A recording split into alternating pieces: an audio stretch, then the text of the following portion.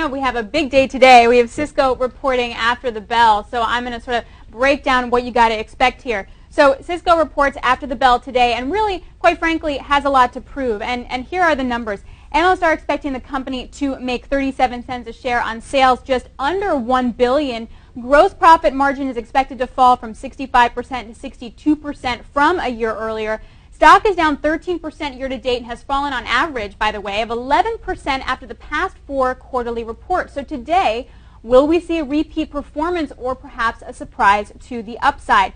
Now, Cisco is desperately trying to reinvent itself after we've heard over the last couple of weeks announcing plans to ditch the flip camera, restructuring its home Wi-Fi networking division, divvying up its international businesses into 3 segments to kind of streamline those operations. So we have Americas, Asia, Japan and Greater China, and Europe, Middle East, and North Africa. It's trying to reduce the number of internal decision makers from about 9 to 3, reorganizing the engineering division, and ramping up that video conferencing. It's doing a lot. Is it enough?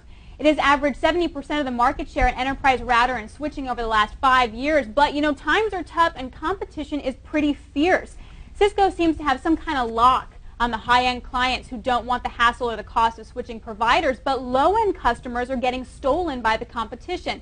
Companies like Hewlett-Packard are actually offering open source platforms, which means that companies can run their own network without really locking in a vendor. And there's also supply chain disruptions from Japan, but quite frankly, this isn't unique to Cisco. This is industry-wide here. Cisco has about $40 billion in cash and annual free cash flow of about $9 billion, which means if it has to, it can squeeze its profit margins even more. But the stock needs to find new investors. Lots of investors dump shares, not willing to kind of wait for this turnaround story to really play out, especially when there's so many other names in this field like a Juniper. An analyst at BMO Capital Markets says he sees no quick fix for Cisco in the near term to the share loss issues and that margin recovery will actually take more time. JP Morgan notes the key things to look for on the call today will be refocus from management, ability to sustain margins, and boosting sales in emerging markets where lower cost companies are really picking up steam here.